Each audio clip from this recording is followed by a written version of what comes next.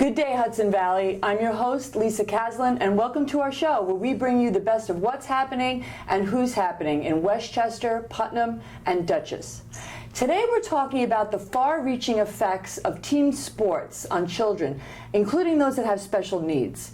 And we are seated in White Plains with our good friends from Backyard Sports and their nonprofit division, Backyard Sports Cares.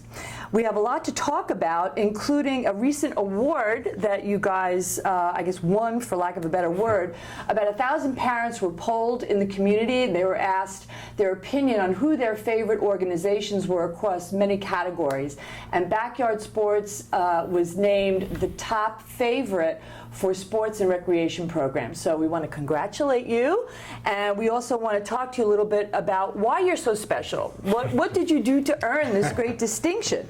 So I'm going to start by introducing both of my guests. I have Danny Bernstein, who is the president and founder of both Backyard Sports and Backyard Sports Cares. Welcome. Thank you very much. You're welcome. And we have Minotti, who is the program director of Backyard Sports. Thank you for having us. You're very welcome. So I'm going to start with you, Danny. Give us an overview. I know we have a lot to cover, but I think it would be helpful if you just kind of told us about the genesis of Backyard Sports and then maybe how it led to Backyard Sports Cares. Oh, sure. Well, I could argue the genesis started when I was about 5 or 6 years old, and I learned my love of play. But the actual company came into existence in 2006. We're going into our 10th year, and I really started thinking about putting a sports program together when I actually started watching my own children play on the sidelines of their own rec games. And what I noticed at the time was that the kids, although they were playing, there was an overemphasis on the mechanics of sports, and there was an overemphasis on the not so much the competition, but on the results and the winning. And it translated into kids being under a tremendous lot of pressure. And I'm not talking about college or high school kids. I'm talking about kids at the wee ages of 5 and 6 years old. Oh, wow. And the other thing, as an observer, I'm also a parent, and I also got to observe how parents were observing these games, and they were subjecting themselves to a lot of pressure as well, and a lot of unfortunate consequences of what their expectations were. Yeah. So what I wanted to do with Backyard Sports was I wanted to dial it back and really just put into the games exactly what the kids needed and what the kids wanted. And so in addition to just teaching the kids how to play and teaching them the clinical skills, we also wanted them to learn and ferment the important messages which competitive sports are supposed to teach. So in a nutshell, it's teaching the things which go on during the games, the competitive games, which can be extracted to their lives outside of the games. And I think if you speak to most parents, that is exactly the experience that we want our kids to get. Love it. So how does Backyard Sports Cares dovetail with Backyard Sports? That's an awesome question, and I absolutely love to discuss it. So, of course, one of the important things about organized sports and then the messaging of sports is that we always say sports is a very level playing field, and it's level for kids of all different levels of ability, because not everyone can be the star, even though we all think that each of our kids is a star, and rightfully so, of course. And it's also a great social mechanism where kids get to meet and play with kids from different areas. We have this phenomenon of travel sports where kids travel to other places to play against kids, but they really never travel to play with kids. And sports can be the great social icebreaker. So what we did initially with our programs is we started bringing kids in from underserved areas who couldn't necessarily afford the fees, and we started giving them access to the same games and instruction which all our quote, for lack of a better word, our paid customers have. Yes.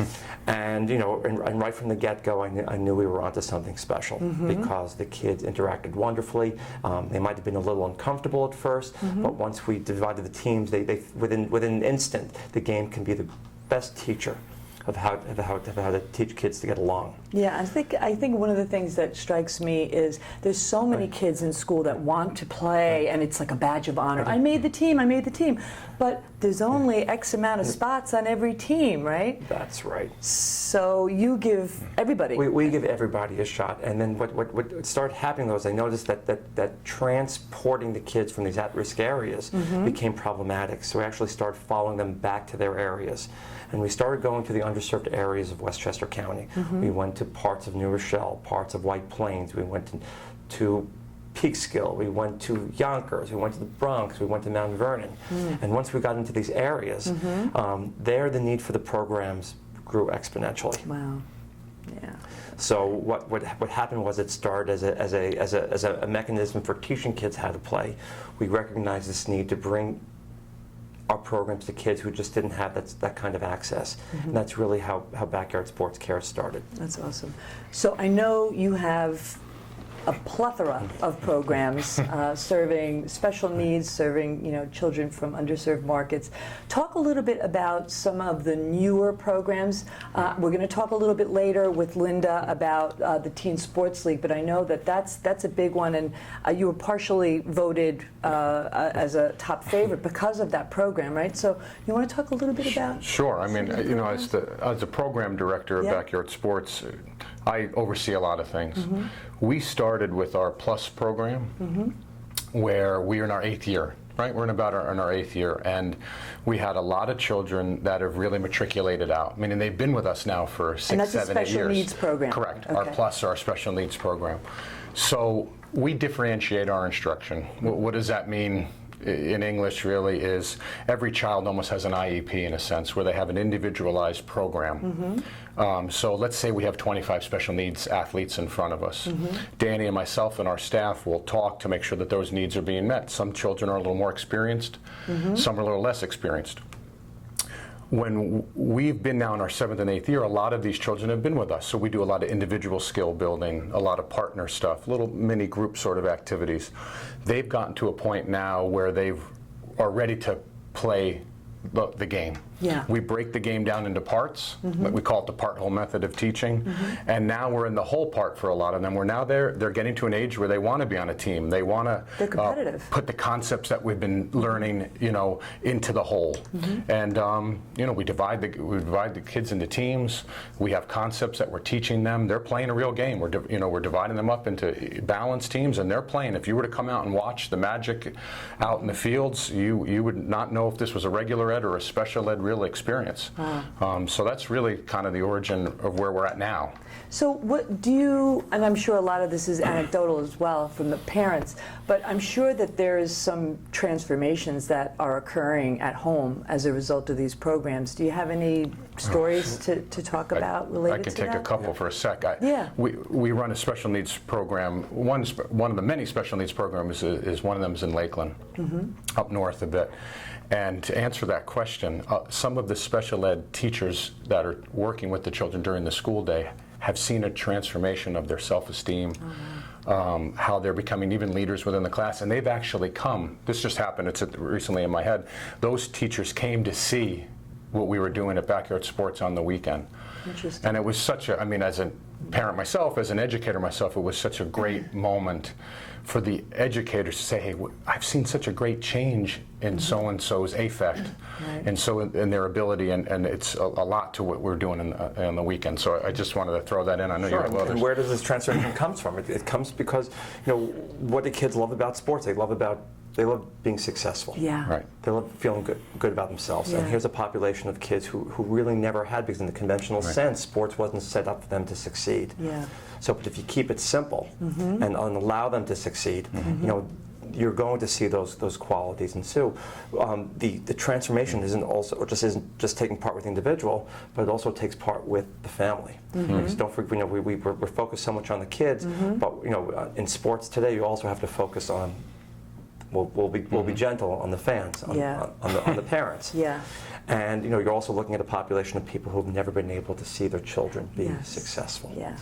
If you think about, we always like to say, think about what the car ride home must feel like after a typical sporting event. Yeah. And so now we give our players and we give our family a chance to feel good about themselves in the car ride home, because they've been able to witness success, and they've been able to witness that transformative moment where the child feels good about themselves. So the other thing that I think is funny is we have an unusual unsung hero here. We have teenagers who everybody complains about. They don't cooperate, they don't help out, but yet they're really a big part of the driver right behind this program, right?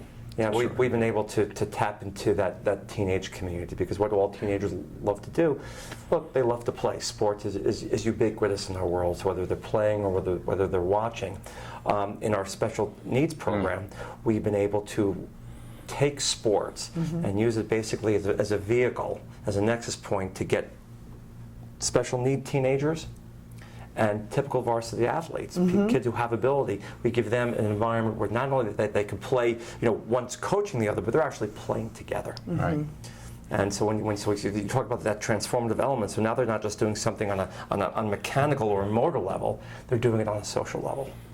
And they love it, and they keep coming back. Yeah.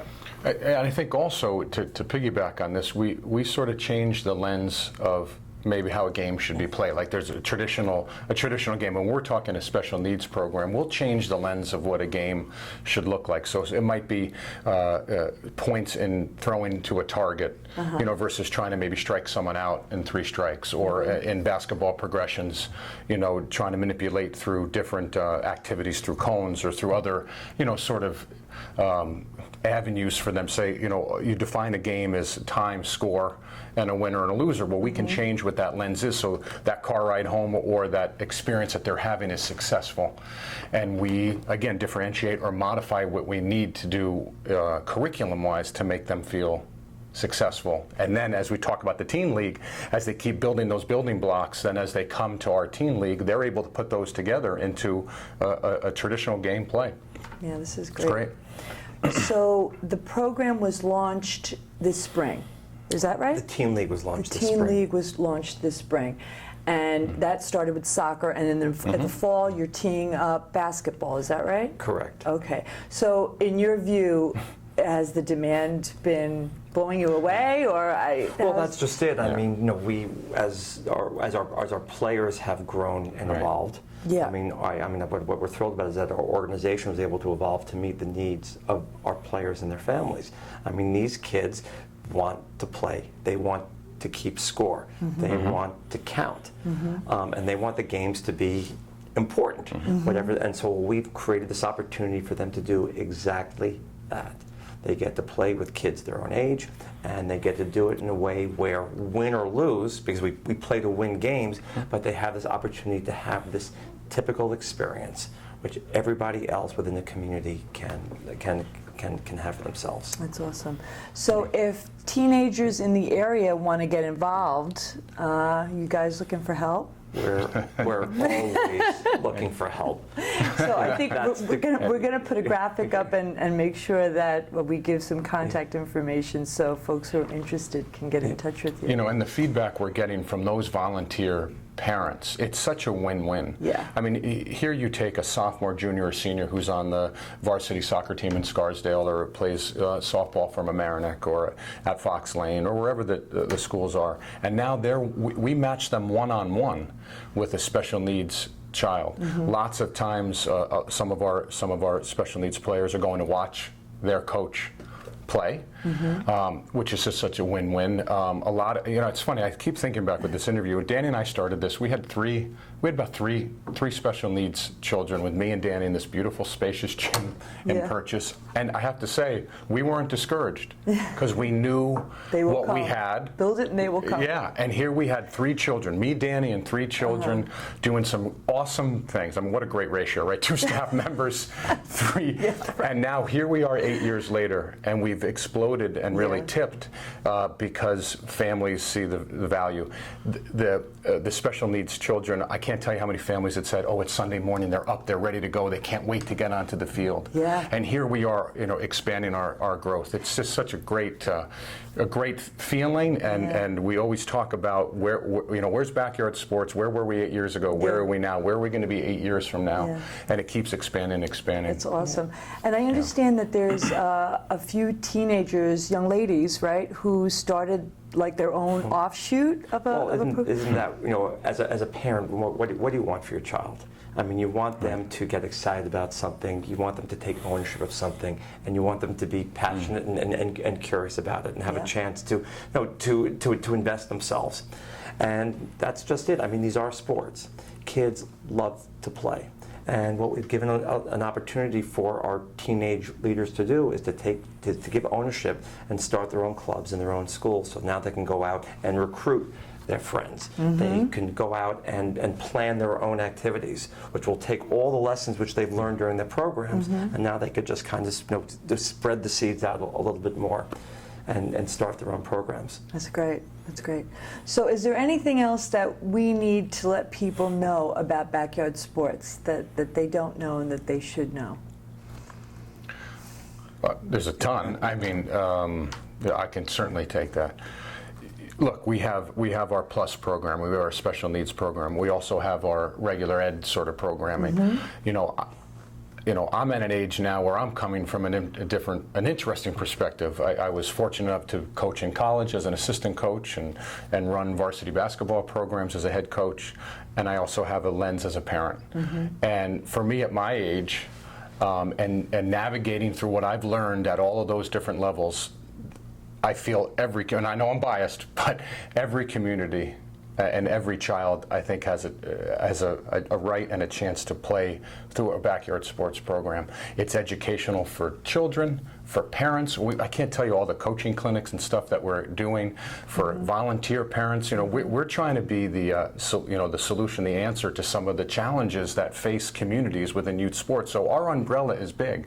It's a huge umbrella. So I wanted to mention that because we can service a lot of different needs for communities. We have an unbelievable staff. Danny's just been, his vision of this and me being on board on the ground level has just been professionally life-changing for me, and I love the fact that we can be beacons of change for communities. I do too. Yeah. So if we want to support your programs through Backyard Sports Cares, can we visit the website and donate and help out that way? There are plenty of ways. We're just not looking for resources. We're looking for families. We're looking for people who want to engage, because that's what makes sports so special. Yeah. Is the fact that you actually get to do it and you have that affective connection with it. So, I mean, I'd be a terrible fundraiser and development person if we don't send checks back. Right. But so yes, there are ways of getting involved. We can go on the website, but we're also looking to engage with families. So from the website, you can also find us and contact us, and we'll put you to work. Absolutely. Well, thank you so much. Thank you for your time. Thank you. I appreciate it. Thanks again, everyone, and we'll see you back in a few minutes. We're going to interview Linda Banta and her son Garrett.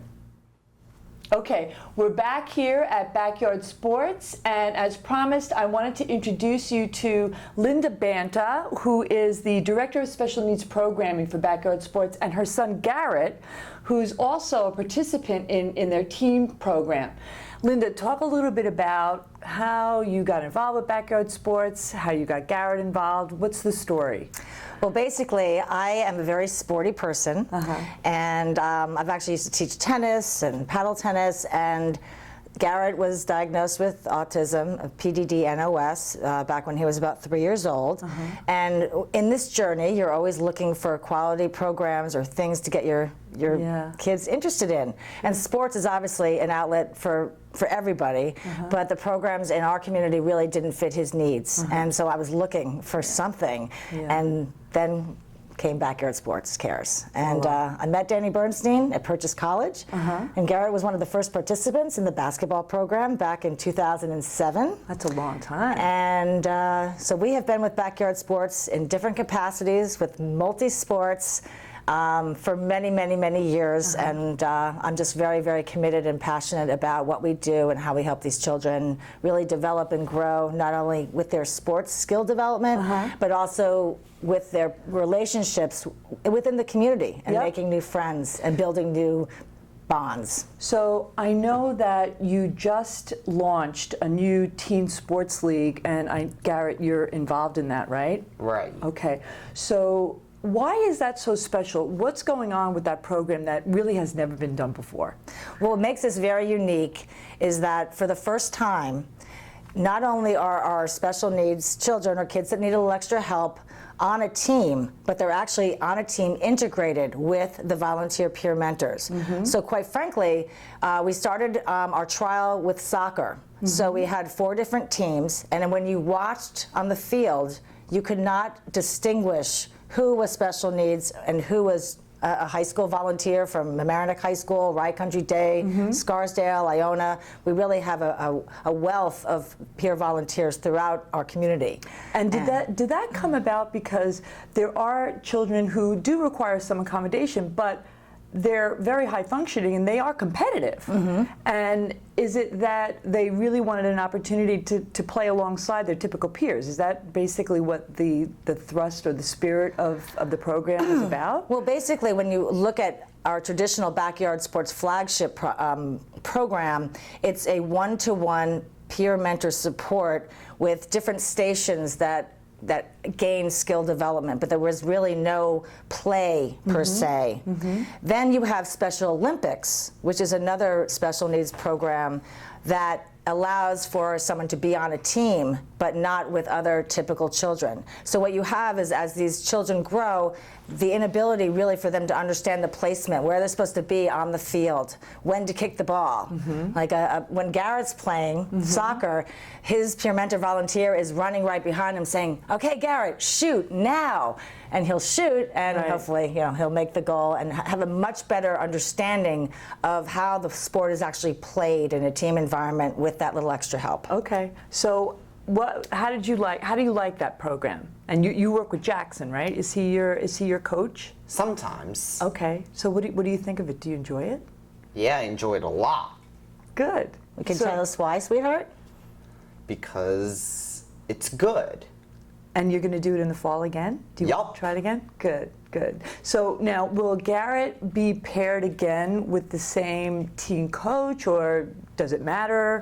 What happens is that some of the peer mentor volunteers are with us year-round.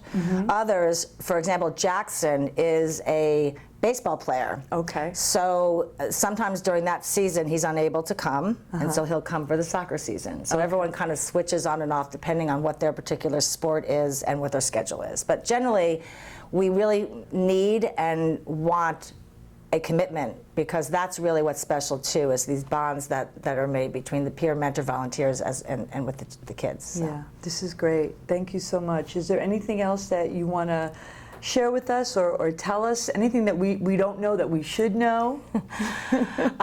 Well, I just welcome anyone that would ever like to try our program at Purchase College on Sunday mornings, because actually the 11 o'clock program is open to all special needs children from age 5 to 15. Okay. And we really are very welcoming. We understand that sometimes for the kids, it could take a few weeks for them to acclimate to the environment. Okay. And so we welcome people to come try. Call me or email me if you want more information, just to come and see what we're all about, because I really have found the experience for my son so valuable, and I'd like to share that with others. Oh, that's wonderful. And I think we do have a graphic. We'll put it up, but the website is byardsports.com for more information, and there should be a phone number there as well for you to call. Thank you so much again. Thank you, Garrett. I really appreciate you coming. I hope you come back again and see us. I hope so too. Garrett, could just say one thing about backyard sports, like with your thumbs up? Backyard sports is great. I really enjoy it. Good, good. We're very happy. Thank you so much. As always, get in touch with us at gooddayhudsonvalley.com if you have any other thoughts and suggestions on future guests. We'd love to hear from you. Have a great day, Hudson Valley.